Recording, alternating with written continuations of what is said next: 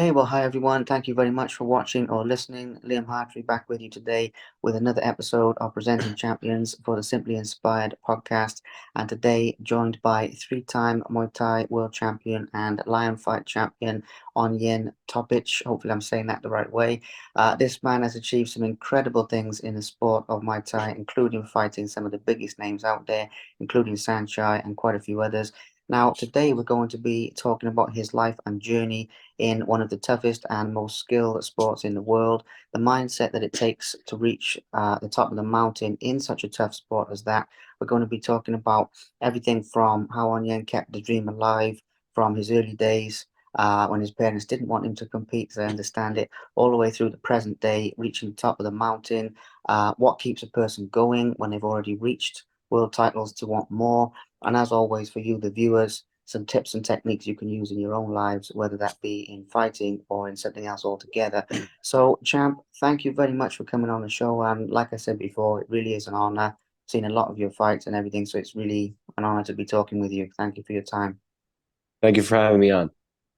No problem at all. No problem at all. So obviously, like I say, we will talk about some specific fights and we will talk about some things like that. But obviously, I also would like to get into the mindset side of things. So when we go back to your early life, obviously it was eventful, to say the least, including you're coming to America, you're having to flee, your family having to flee due to the war. We'll get into that. But one of the things I'd like to touch on briefly here is the fact that your parents initially didn't want you to compete, I believe, as a boxer in that context, and then you moved into Taekwondo, I believe, first. Um, Rather than any details about that, really, I'd just like to focus on how you kept the dream alive, because at that point in time, if that fire inside of you would have burned out, if you like, obviously you wouldn't be where you are today. And I think it's very inspirational for people to hear about that because there's a lot of people in the position now that you were in then, if you get what I mean, where they've got a dream that's maybe they don't know how to bring it forward. So can we start with that topic a little bit, please, in your own words? Thank you.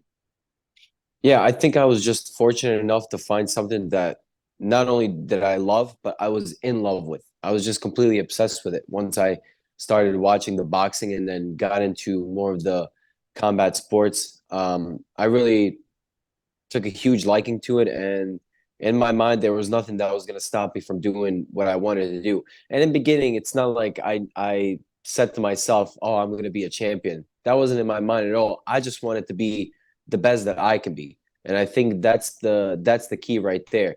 And I just kept it going by simply doing the small little tasks on a daily basis. I was thinking about how can I be better today and then how can I be better tomorrow. I can't look too far in the future because without today and tomorrow, there is no future. So how can I think about being a champion in 10 years when what I'm doing today and tomorrow isn't going to be good enough. So I just focused on doing what I needed to do for those small little goals. And then I knew eventually it would lead me to becoming a champion. I just knew. Um, and so, and I knew that because from my other things that I did accomplished in, let's say, school and high school and stuff like that. Um, I had a lot of awards and competitions for art stuff like art and design and illustration. And so I knew from there that I knew I had what it took and what I had that what it was gonna take to get to that point was being focused and then continuously working on those small little goals day by day. That's it. It's truly as simple as that. There is no secret equation to it. Absolutely. But it is, it is powerful advice for people and for the people watching and listening. Obviously, that can apply, as you said, to anything, not just to martial arts, but to education, to business, to another sport. So it's absolutely fantastic. Now, that One discipline that last it, oh, yeah, Sorry, sorry, go Liam. on. One last No, thing I wanna add on. I know, especially nowadays, there's like this huge shift in on the mental side of things, and then people like going out and reading all sorts of books, and then there's so many of these mental coaches and guys who are teaching you how to think. I don't think you need any of these people. I've never had once a mentor Never had anybody tell me how to do something. It was all coming from me. It was the way I felt about things. And then that was it. I was going to clear my own path. Whether you were supporting me or whether you knew about it, the job was going to get done no matter what. So I urge people not to be going out there reading too many of these opinions. And yeah, of course, there are some guys that know what they're talking about as far as the mental aspect. I'm not saying that. But if you have too much of this information in your mind, it's going to start making you think in a different way. Just think the way you think and just have that eye and your goals set and think about you just working on those small little everyday details. Next thing you know, 10 years just went by and you're asking yourself, how is this even possible? How did I even get to this point? I'm still asking myself how I got to this point. I don't know how I did it, to be honest with you. From all the hard days that I had and difficulties and challenges, going to work, going to school, being a full-time fighter. I'm thinking to myself, if you were to tell me this to do this now, I would be like, no way, I'm not doing that. That's too hard. But that's what I'm saying. Don't look too much into it. Just take it day by day and just keep pushing forward, and you'll get to that result. It's almost guaranteed. I want to say. Absolutely. I love that. I mean, yeah, I totally get where you're coming from with the mental side. There are some people out there, but a lot of people make it more complicated so they can sell stuff. Absolutely. And Yeah. I think a lot of it is just, so they can sell, they can put a nice package on it and it And sounds really fancy. and Yeah, one last thing, if you get to people that are making things more complicated than they are, then you already know that they're compensating for something. They don't have the accolades. Because let's say with somebody like me, right, who has 3 world titles, Omnoi Champion in Thailand, I can just tell you, all I want you to do today is just practice your jab. And you have no choice but to listen to me because I have these accolades. But somebody who doesn't have these accolades, they're going to be like, okay, you have to start having somebody throw tennis balls at you. You got to duck them. You got to do this. You got to do that. They're overcomplicating things for no reason. And all this is extremely simple. And in fact, the simpler you make it, the easier and better it's going to be for you in the long term. absolutely. Yeah. And as you said before, it helps with the repetition, day by day. I mean, it makes total sense. And it keeps the faith in there because you can have the faith in something simple to keep building on that day by day. The more complicated it is, the more confusing it gets. So I'm with you on that. So obviously you were mentioning about this discipline that came from you entirely. It didn't come from mentors, it didn't come from coaches. But with that inside of you, do you think that's something you were born with? Were you born with that level of discipline as a sort of personality trait, or is that something that you cultivated and your discipline and your mental strength grew stronger as you went up the levels in terms of the nature or nurture? Because it's obviously inside of you from somewhere, and I'm curious if you have an answer from where, if that makes sense.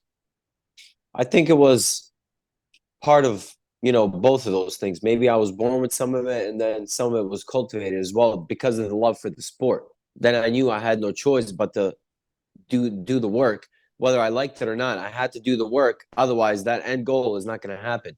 So if the end goal is in sight, it doesn't matter how tired you are, how much pain you have. The job's got to get done because of that end goal in sight.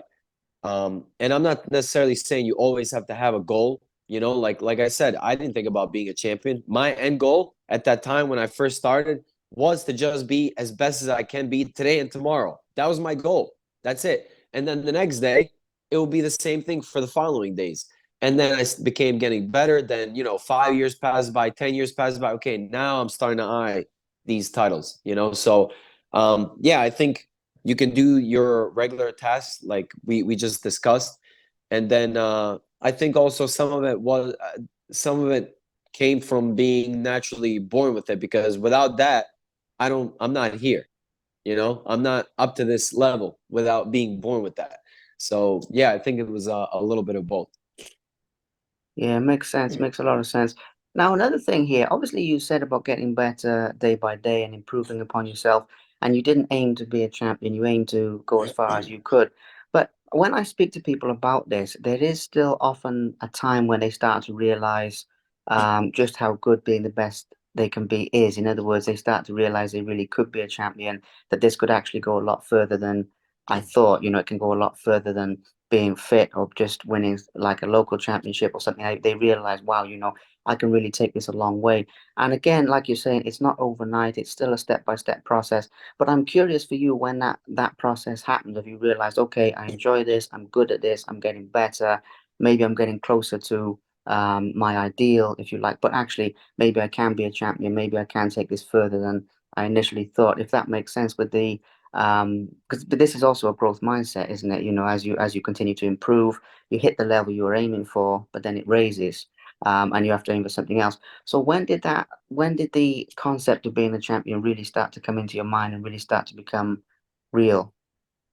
Well, it was always there, Mm, but I never set that goal. Like when I first started fighting, it wasn't like okay, yeah, my goal is to be a champion in 10 to 15 years. It wasn't like that. But I knew I was going to get there.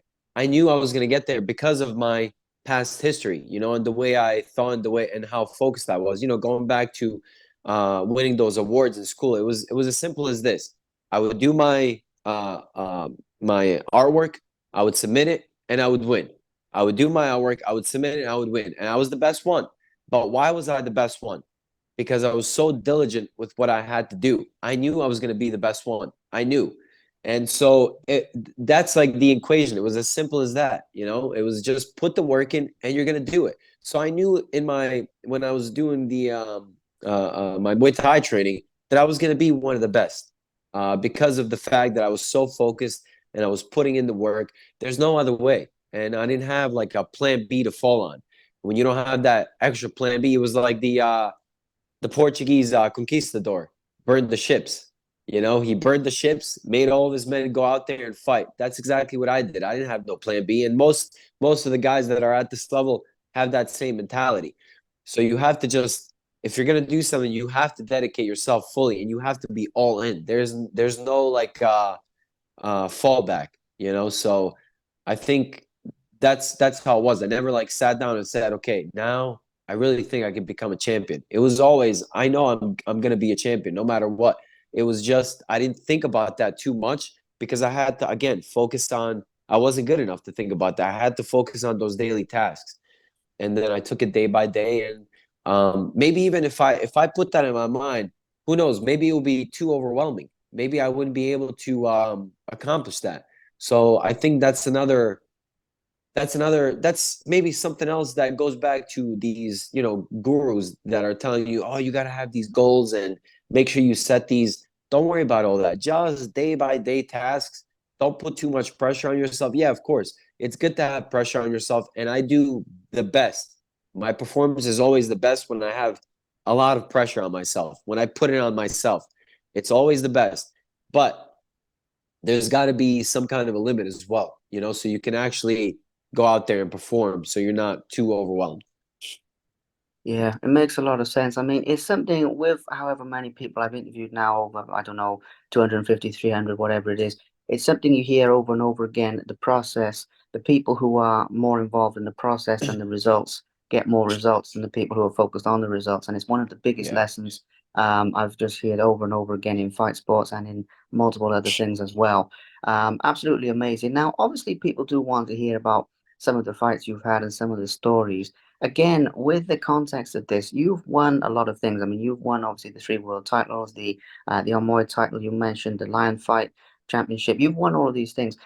Is there one or more than one that you're more proud of for some reason than the others? And I know obviously this is a journey of improvement. I mean, now I'm sure you're still aiming for something higher. We'll get to that. But with the ones that you have achieved so far, do you have favorites for one reason or another, or are they all equal when you look back on them now?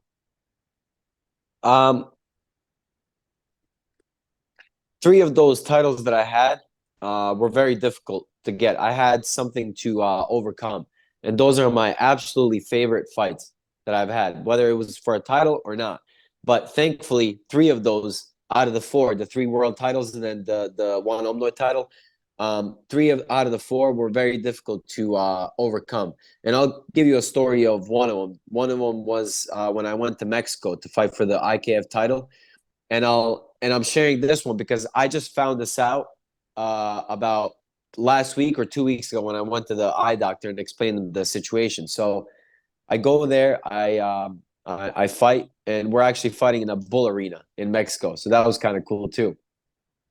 And we're fighting, and this guy keeps like complaining that I'm headbutting him, and I'm not headbutting him. That's not a way that I choose to win. You know, if I win in a way where it's considered cheating for me, I don't go to sleep at night, and I'm not gonna feel good about myself that I won that fight. So that's not in my. If I'm gonna cheat, it's only gonna be on a math test or an English test. That's it in school.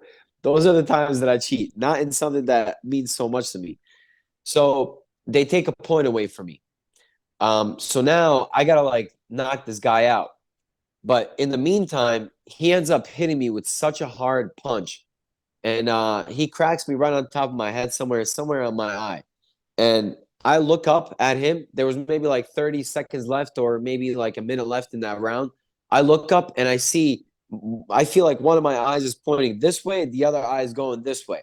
This guy totally messed me up. So now I'm seeing double, and then boom, the bell rings. So I go back to my corner, and I end up blowing my nose. And I blow my nose, and my ear and my eye just puffs up.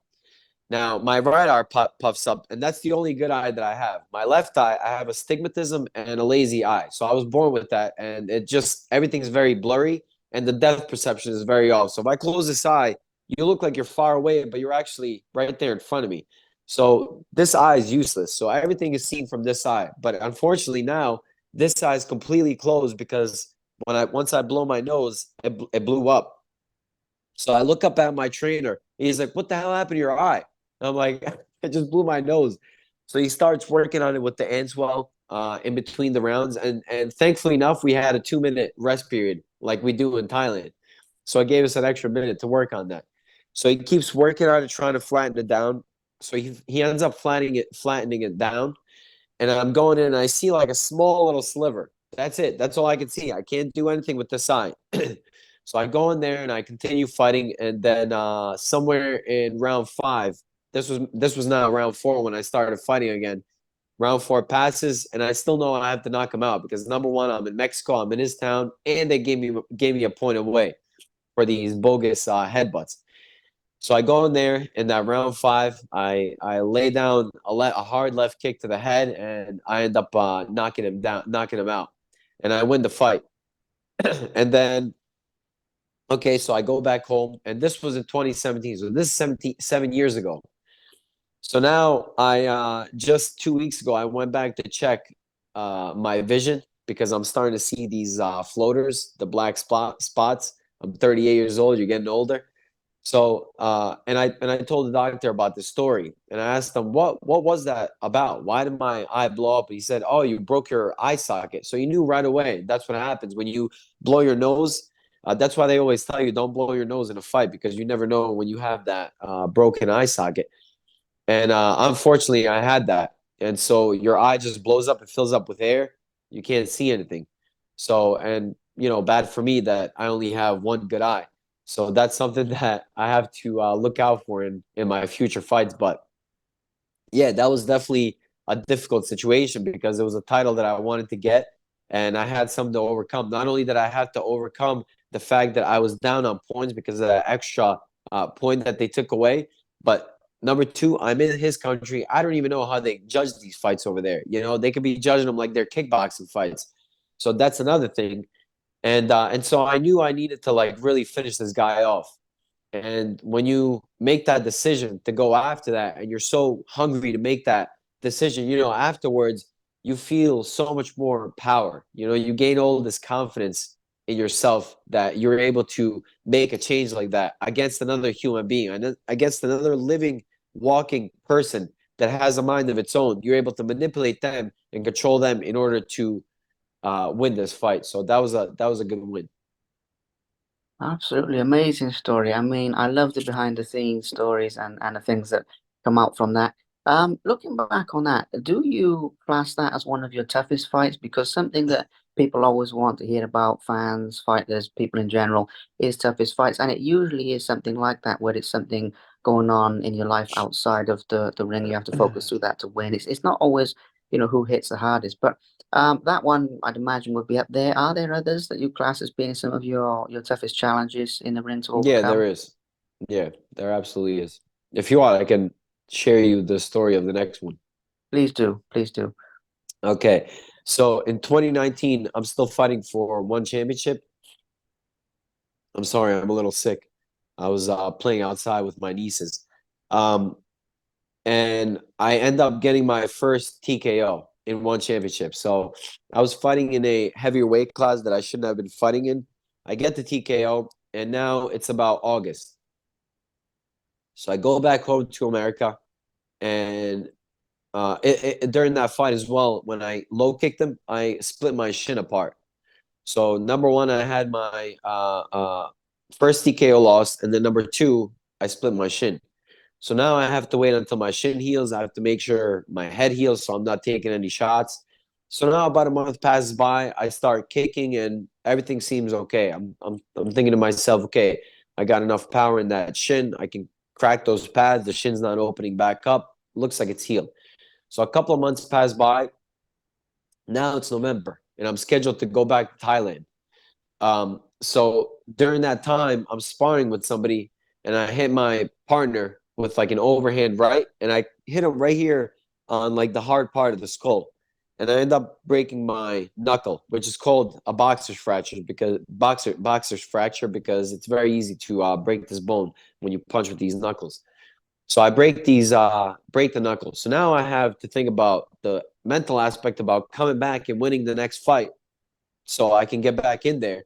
Number two, I have the shin, and then number three, I have this broken bone.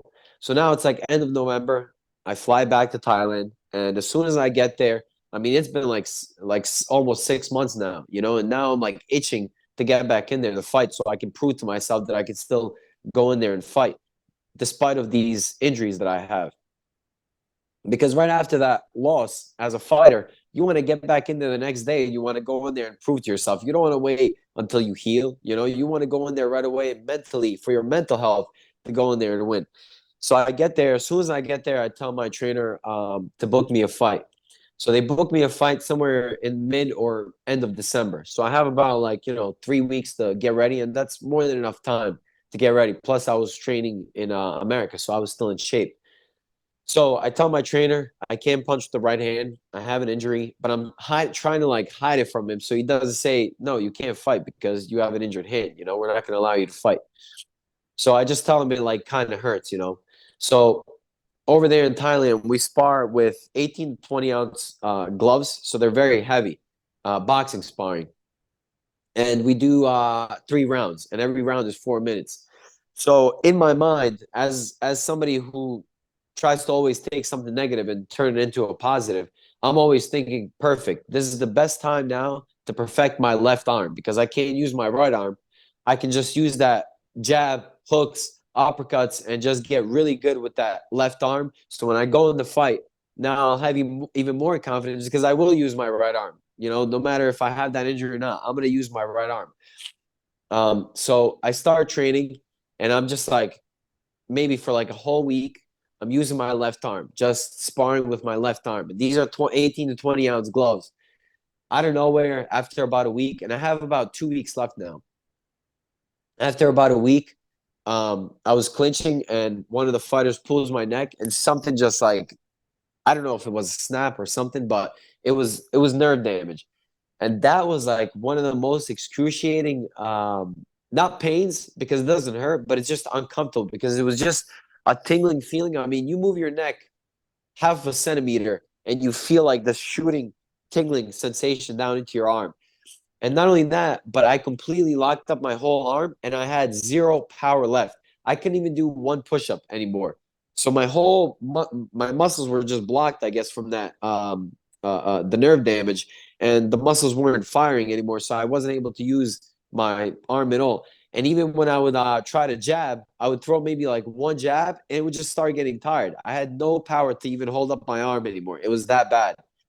So I'm going. I have about a week left now, a week and a half left. So I'm going to all these places like acupuncture, muscle therapy, or whatever it was. Nobody's able to help me. I mean, I couldn't even sleep. It was that bad. the tingling sensation and the pain, or not pain, but the uncomfortability. So now it's I'm ready to go, and same thing. I would be when we would be training, finishing up our training. If let's say my coach hits me with something and I don't block, they make us do push-ups. So he makes me do push-ups, and I tell him I can't do a push-up. My left arm is messed up. So he's like, "Oh, you gotta cancel this fight. You can't fight. You have like a week left." So I tell him, "Don't worry about it. I'll be good." So and the reason why I did that is because, again, for my mental sake, I needed to just get back in there as soon as possible, just to prove myself that I could still fight, and now I'm gonna be good. So now it's fight day. I'm in Lumpini Stadium, and I'm sitting over there. We sit like either next to each other, your opponent, or across each other.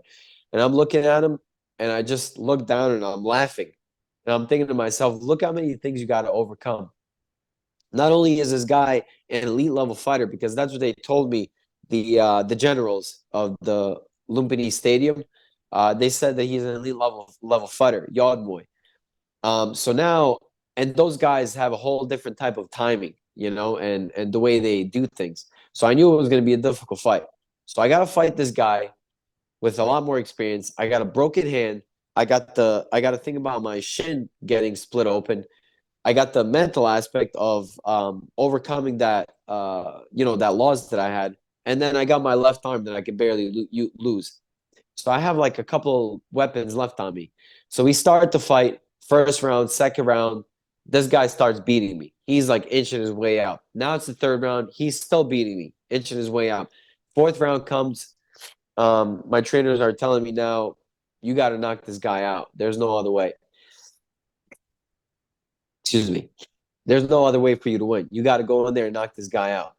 So now I'm just like hunting, and I'm throwing these like overcompensated, overcompensated punches with my body because I have no power to like have any arm snap. So when I'm jabbing, I'm actually like lunging at this guy to throw a jab, or when I'm throwing these 1-2s.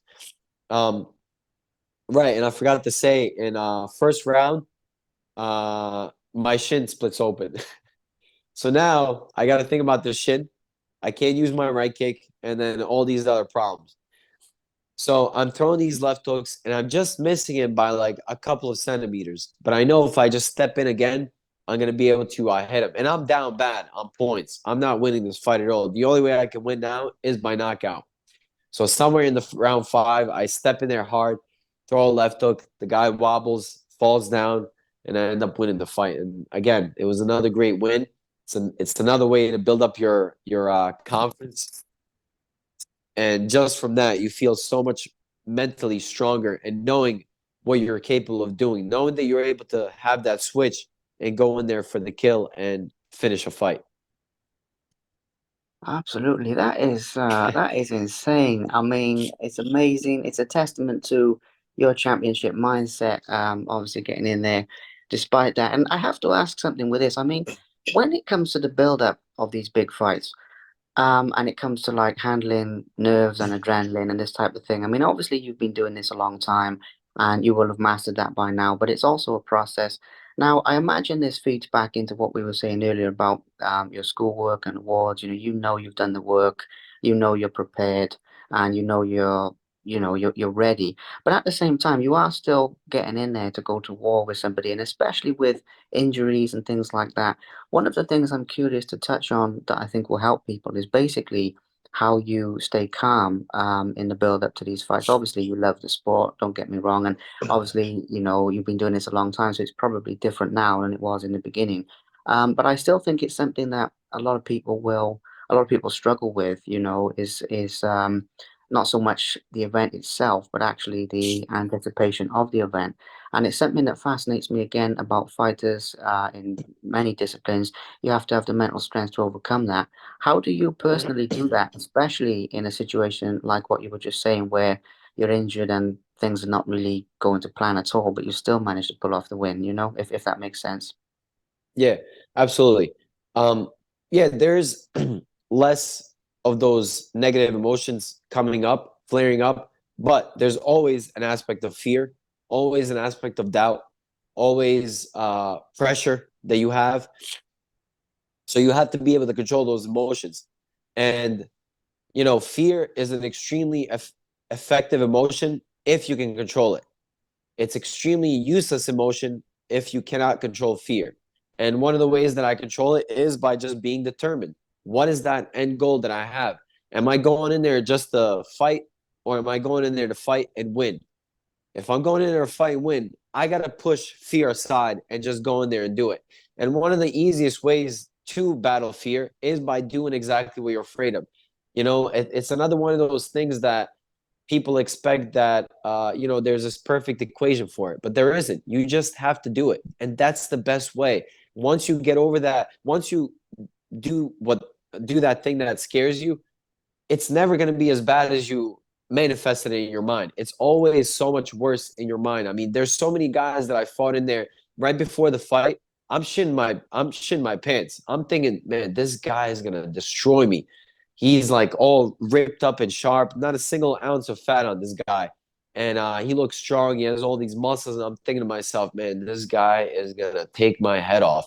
And then you go in there and fight, it's never as hard as you make it in your mind. It's so much more easier. And then you learn from that, you learn, and then you go in there to the next fight and you're thinking like, man, this guy looks really sharp. Wait, I've been in this situation before. It's just my mind. And it's always like that.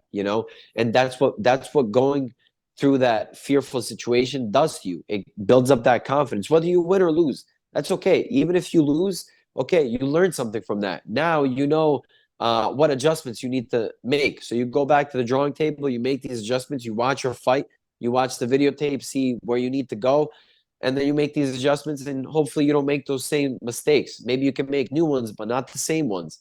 And then you continue building on like that. And that's exactly how you overcome these aspects of fear. But it's never going to be like, I have no fear. I'm just going in there with no fear. And in fact, yeah, I mean, there were some times that I had like very little fear. And those were always those fights that I did absolutely the worst in, because you need that aspect of fear. That's what keeps you sharp. It's like pressing the sport button or track button in your car. It just sharpens everything. Suspension gets lower, the revs get tighter. Everything just sharpens up, and now you're ready to go. So you need that aspect of fear. You need doubt, because doubt is always going to help you. I hear sometimes people telling you can't have doubt. You can't. No, have all the doubt that you can. That's what made me so good in this sport. That's what got me to this level, by being in the gym and saying to myself, this guy gonna fucking take my head off. He's gonna destroy me. And then guess what I do? I do more reps. I do more drills. I do specific drills toward against this type of style. And then you go in there and you did so many hours of these drills and training that you know exactly what you're gonna expect. So that's one way that I deal with the aspect of fear, just being determined. And then also I just let it happen because I know it's going to help me. The more fear I have, the better I'm going to be. I mean, some of these guys that I fought, like maybe I had 20 amateur fights and then like about 10 fights professional. And then these guys had like 300 fights. And I would go in there and I had so much fear because these guys, they were legends to me, Lumpini champion, Channel 7 champions, and I would beat them. Sometimes I would knock them out. And I would be asking myself, how did I do that? And it was the aspect of fear. And then I would go in there and I would fight somebody who has maybe a quarter of the fights that I have, or half of the fights that I would have, and I would lose to this guy. Why? Because there was no aspect of fear. I would go in there with the mindset of, I'm going to destroy this fucking guy. This guy's got nothing for me. And then you go in there and it's like one of the toughest fights that you have. How is that possible? Well, it's possible because you need to have that aspect of fear in there. So you let your guard down, you think there's going to be a walk in the park. Next thing you know, you're getting beat. Yeah. Yeah, it makes sense. I mean, it makes total sense when you look at it that way. Again, I mean, I've tried to pick things here to talk about that are basically the most universal experiences that people have, something that everybody goes through, and everybody goes through fear, whether they're starting their own business, whether they're doing an exam, whether they're doing any type of thing, obviously competing in any sport. So it's really something useful for people.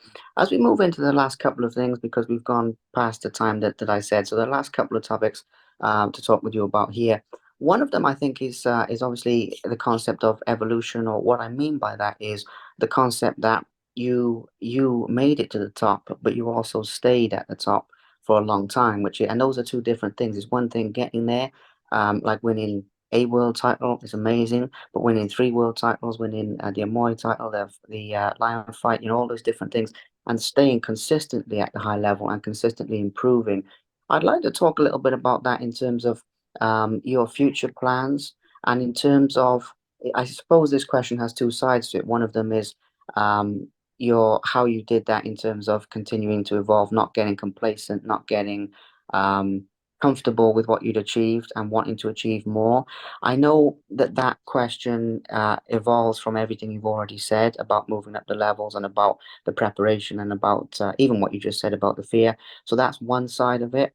But the other side of it is obviously, I think that naturally leads into where you'd like to go from here and any of the dreams and goals that you'd like to share with us. I don't really mind what timeline we give that, how far ahead in time you'd like to talk about. But if that makes sense, it's the continuing evolution, because so many people think that you get there, you win the lottery, so to speak, and you're done. And obviously, as humans, never mind as fighters and athletes, we continue to evolve. So can we talk about that subject a little bit, please, champ? Thank you. Yeah, well, it's good that you brought that up, and that's where I'm at. When I won those first three world titles, that wasn't the reason why I was still hungry for that, is because those world titles didn't mean much to me. The only titles that meant something to me is the titles that I get in Thailand, and not just any title in Thailand. It's the specific three or four stadiums, which is Omnoi, Channel 7, Lumpini, and Rajdaman. And now there's even less. Now it's just Omnoi Stadium, maybe Channel 7, although foreigners don't really fight on Channel 7. Lumpini Stadium doesn't have the title anymore. And Rajdaman title is, now they're like giving it out to basically anybody. There could be guys who have never even went through the ranks in Thailand. They're just fighting on that RWS show or fighting outside of Thailand, and then they get a title shot. That's not the way it should be. So it's very watered down. So I would argue that right now the only true one left is the Omnoi title that I won, because there you're still going up those ranks and fighting specifically ties with gambling, and that's what makes it more difficult. And so once I won that title, Omnoi, I absolutely stagnated because it was like when I won it, 17 years of work I put to get to that place. And the most amount of time that I ever took off was 2 weeks from the sport in those 17 years. And that was only because I had to quarantine in Thailand for COVID. Otherwise, it would just be 1 week off and maybe even just a day off after a fight, depending on how I felt and how angry I was about my win or about my loss, to get right back into the gym and start working again. So I really didn't have a lot of time taken off. So I was just so exhausted, and I can't explain to you the feeling that I had when I won that title. I honestly wish that everybody can do something and find something that they love so much and that are so obsessed with and so in love with, and they can feel that feeling that I felt that moment, after I won that title. And then I just had all this pressure just leave me, you know, and that's part of the problem. All that pressure is gone. You feel like you achieved that goal that you had, and then you're just not as hungry anymore. And it's so much more difficult to stay in there and stay focused on that same goal, And I lost so many fights after that title fight. I've never lost this many fights, and it's all because of that mental aspect, because I'm just so exhausted of being competitive. But what still keeps me going is the fact that I don't want to have any regrets. I'm 38 and I should stop, but I still feel good. I feel good. I'm still explosive. My cardio is still good, and so I'm still fast. So I know I can still fight, and I still have that hunger to fight. I just have to find that hunger to still compete at the high level with all these other guys who didn't achieve some of these titles that I've achieved. So that's the difficult part. It's much more difficult when you win the title to still have that aspect of hunger rather than when you're just climbing up the ranks. So for me, what keeps me going is the fact that I don't want to have any regrets. Because if I stop now, I know that I'm going to go back, and when I'm on my bed and that film is rolling through my life, I know that I'm going to be looking back and I'm going to say, look at Sanjay. He's 43 years old. I'm sure he felt the same way at 38, but he was still going. So you can do it too. So yeah, I'm just gonna keep going because I still love to fight. I don't love training. In fact, I hate training. The only aspect about training that I like is sparring. That's the only fun thing. But who wants to subject themselves to doing 10 rounds, 4-minute rounds in 40-degree weather in Thailand? Uh, kicking those pads out at 100%. I don't want to do that, but I have to because I still want to perform well in these fights, and I still want to continue on fighting. It's still what I love to do. It really is a drug, and I'm always looking for the next hit. Give me that next hit of my drug. And so, to answer the second part of the question, what's the next goal?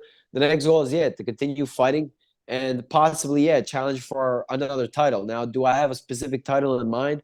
Not really, but the highest accolade that you can get in our sport is always a title. So that's the thing that I'm always after. And like I said, I lost the hunger, and not only the hunger, but I lost the need and the want to win like a Rajnaman title because I feel like it's much more watered down now. It just doesn't have the same meaning that it did a few years ago, especially with all these new shows. So I don't really care about that. If anything, I would be happy to fight for the Omnoi title again because that one would have a lot more meaning to me, and it would be a lot more difficult to get that title. So I can win that title because my plan was to win the title and then defend it at least 2 times. But in fact, I wasn't able to defend it. I ended up losing the fight for the defense because again, I just wasn't as hungry anymore to defend that fight. And you do have that change when you achieve that goal, but for me, it's just about being um, not being complacent and then thinking about my future when I'm thinking about what I could have done more. Could I have continued another few more years to fight? Absolutely. Yeah, I mean, it makes sense because it goes all the way back to what you said at the beginning, when you were first starting out, being the best you can be, and everything like that. And I'm sort of hearing the same thing again of, when you've reached your personal best limits, whatever they are, then you'll be happy with that. If there are even limits, I mean that's another thing. But you know what I mean Right. when you've given as much as you can give. So I love that, absolutely love that. Well, Champ, I want to thank you very much for your time, first of all, and I also want to thank you for being an open book about these topics because obviously, people talk about the fights a lot, but I hope with some of these mental things we've gone a little bit deeper. Maybe people have heard it from a different perspective than they're used to hearing some of these things from. And I'm sure people will take some inspiration. So thank you very, very much. And like I said at the beginning, it's been a real pleasure and a real honor to talk with you. So thank you. Yeah, and one last thing, I don't want people to stray away from saying publicly or saying that they're afraid or knowing that they're afraid. There's nothing cowardly about that. In fact, I could look my next opponent straight in the face and say, I'm afraid of you. I'm afraid to go in there and fight you. But guess what? That's not going to change the fact that I'm going to go in there and I'm going to fight you. And not only that, but I'm going to do my best to fight you. And I'm going to look exactly the same that I did in my previous fights. And in all my previous fights, I still had that aspect of fear, but look at the way I look. Some fights I won, some fights I lost. So it's not going to change the fact that I'm still going to go out there and perform and be able to control that aspect of fear and not let it overcome me emotionally. Absolutely. Yeah, well, that is powerful. I mean, when I do these interviews, some people are willing to talk about it, but as you well know, some champions do say, "Oh no, I don't feel that way," and you can tell it's not the truth because we're all Yeah. human and anything we do. So, yeah, valuable message. Thank you so much. I mean, don't get me wrong. I'm sure there's a lot more we could talk about, but we've covered some great topics. I had that in mind. two sort of themes, you know, fun stories from your fights and lessons you've learned along the way.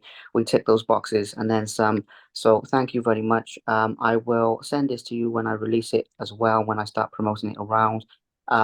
If you could reshare it on your Instagram or something, I'd be very grateful for that, if that's okay. And that's about it, champ. Safe journeys to Yeah, Thailand. absolutely. And Yeah, yeah, thanks. Yeah, no thank you so problem. much. And just let me know when you actually plan to share it so I can set up my schedule for my post so it doesn't uh you know go against what I'm posting. So just let me know like ahead of time, like a day, hey, I'm gonna share this on Wednesday. I'll know and then I'll just accept your request. I will. I will. Yeah. Thank you. I appreciate that. You got it, Thank you man. very much. And like I said, yeah, safe journeys tomorrow and best wishes with everything. And even after this interview, I'll be cheering for you in those future fights as well, honestly. So, Thank you. I yeah, really thank you appreciate it. very much. No problem at all. Have a great day, champ. Thank you. Thanks. You too. Thanks. Bye now.